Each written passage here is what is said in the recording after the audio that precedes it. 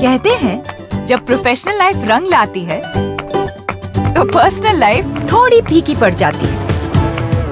गलत, बस बैलेंस जरूरी है। जैसे एक्स्ट्रा लाल और एक्स्ट्रा तेज एक ही चिली पाउडर में हो सकते हैं। नेचुरल रेड और तीखेपन का परफेक्ट बैलेंस है सुरुचि तेजा लाल चिली पाउडर। खाने में हो रुचि तो घर लाइए सुरुचि। नमस्कार, वीकेबी टॉप 10 में आपका स्वागत है। तो आइए देखते हैं देश और दुनिया की टॉप 10 खबरें। पंजाब नेशनल बैंक घोटाले के आरोपी मेहुल चोकसी प्रकरण में एंटीगुआ के प्रधानमंत्री गेस्टन ब्राउन ने सनसनीखेज दावा किया है। उन्होंने कहा है कि चोकसी का वकील विपक्षी दल से जुड़ा है, जो राजनीतिक निहित स्वार्थों के साथ काम कर रहा है। वे चाहते हैं कि मेहुल चोकसी को डोमिनिका से भारत नहीं भेजा जाना चाहिए, बल्कि एंटीगुआ वापस भेज दिया जाना चाहिए, जहां वह नागरिकता के संवैधानिक संरक्षण के पीछे छिपा रह सकता है। मेहुल चोकसी को भारत लाने का रास्ता साफ होगा या नहीं, आज कोर्ट के फैसले से यह स्पष्ट हो जाएगा। भारत की दवा नियामक संस्था यानी DGCI ने अब फाइजर और मॉडर्ना जैसी विदेशी वैक्सीन को जल्द से जल्द भारत लाने के लिए इनके अलग से ट्रायल कराने की शर्तों को हटा दिया है। नोटिस के मुताबिक अब अगर विदेशी वैक्सीन को किसी अन्य देश में या किसी स्वास्थ्य संस्था से मंजूरी मिली है तो भारत में उसकी गुणवत्ता और असर जांचने के लिए ट्रायल किए जाने की ज़रूरत नहीं होगी। हालांकि इन टीके के पहले 100 लाभार्थियों पर सुरक्षा के मद्देनज़र 7 दिन तक निगरानी होगी। सुशांत सिंह राजपूत से जुड़े ड्रग्स केस में नारकोटिक्स कंट्रोल ब्यूरो को एक और सफलता हाथ लगी है। एनसीबी ने मुंबई के बांद्रा से हरीश खान नामक एक ड्रग पेडलर को गिरफ्तार किया है। इसके पहले एनसीबी ने सुशांत के दोस्त सिद्धार्थ पिठानी को गिरफ्तार किया था। अब तक इस केस में कई ड्रग पेडलर गिरफ्तार किए जा चुके हैं। सुशांत की मौत की जैसे जैसे जांच होती गई, इसमें ड्रग्स एंगल सामने आया।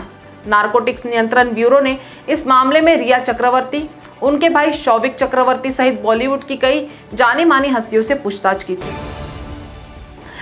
देश में कोरोना की दूसरी लहर में संक्रमितों की संख्या फिर बढ़ी है। 2 जून को बीते 24 घंटों में 1.32 लाख नए केस दर्ज किए गए हैं, जबकि इसी अवधि में 2,31,456 लोग रिकवर हुए हैं। मंगलवार की तुलना में यह आंकड़ा थोड़ा अधिक है, क्योंकि तब 1.27 लाख ही नए केस मिले थे।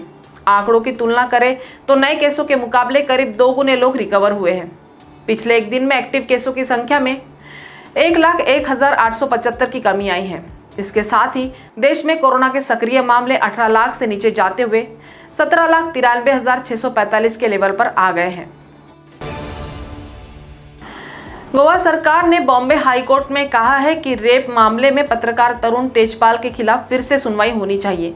सरकार ने हाईकोर्ट में अपील दायर की है और तर्क दिया है कि फैसले के बाद पीड़िता को लगने वाले आघात, उसके चरित्र पर उठाए गए सवालों में अभाव देखा गया। सरकार ने तर्क दिया कि अदालत में पीड़िता के सबूतों को नजरअंदाज किया गया।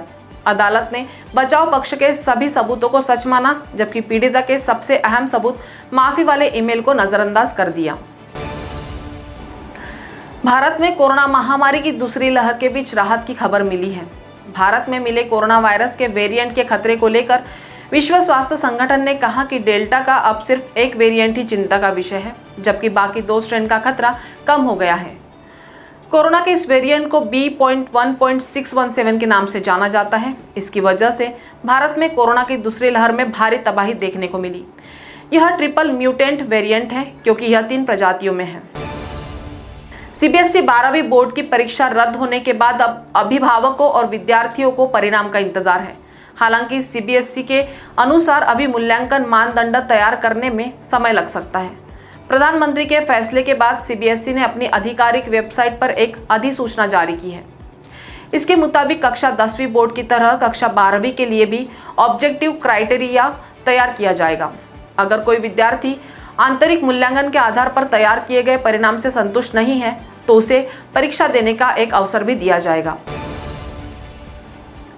शरद पवार का नाम पिछले 5 दशक से महाराष्ट्र और देश की राजनीति में हमेशा चर्चा में रहा है। उनके मन में क्या चल रहा है, इसका अंदाजा राजनीतिक विश्लेषक भी नहीं लगा पाते।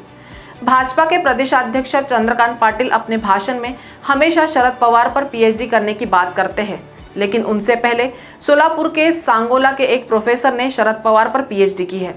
इस प्रोफेसर का नाम डॉक्टर दत्तात्रेय कालेल है। वो सांगोला तालुका के खिलारवाड़ी में रहते हैं। उन्होंने कहा कि पवार साहब पर पीएचडी करना आसान नहीं था। दिल्ली हाईकोर्ट ने पिछले वर्ष नौकरी से निकाले गए राष्ट्रीय विमानन कंपनी एयर इंडिया के सभी पायलटों एवं अनुबंध पर रखे कर्मचारियों को फिर से बहाल करने का आदेश दिया है। कोर्ट ने उनका बकाया राशि व भत्ता भी देने को कहा है।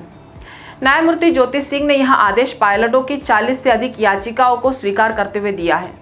एयर इंडिया ने इन सभी की सेवाएं 13 अगस्त 2020 को समाप्त कर दी थी। काफी घाटे में चल रहे एयर इंडिया के पायलटों व कर्मचारियों ने कई महीने से वेतन न मिलने से त्यागपत्र दे दिया था। पंजाब के पूर्व कैबिनेट मंत्री व कांग्रेस नेता नवजोत सिंह सिद्धू के विधानसभा क्षेत्र में उनकी गुमशुदगी के पोस्टर लगवाए गए हैं। उन्हें ढूंढने वालों को 50,000 रुपए की राशि देने की घोषणा भी की गई है। बताना जरूरी है कि नवजोत सिंह सिद्धू विधानसभा क्षेत्र में बहुत कम आए हैं। इससे पहले वह अमृतसर से सांसद थे, तो उस समय भी इस तरह के पोस्टर लगाए गए थे। उस समय वह भाजपा से सांसद थे। तो टॉप 10 के खबरों के साथ अभी इतना ही। आपसे फिर मुलाकात होगी, तब तक बने रहिए वीकेबी न्यूज के साथ। नमस्कार।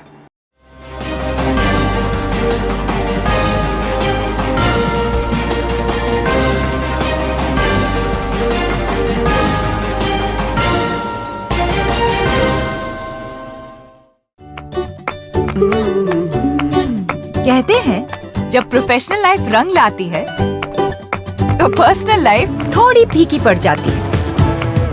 गलत, बस बैलेंस जरूरी है। जैसे एक्स्ट्रा लाल और एक्स्ट्रा तेज एक ही चिली पाउडर में हो सकते हैं। नेचुरल रेड और तीखेपन का परफेक्ट बैलेंस है सुरुचि तेजा लाल चिली पाउडर। खाने में हो रुचि तो घर लाइए सुरुचि।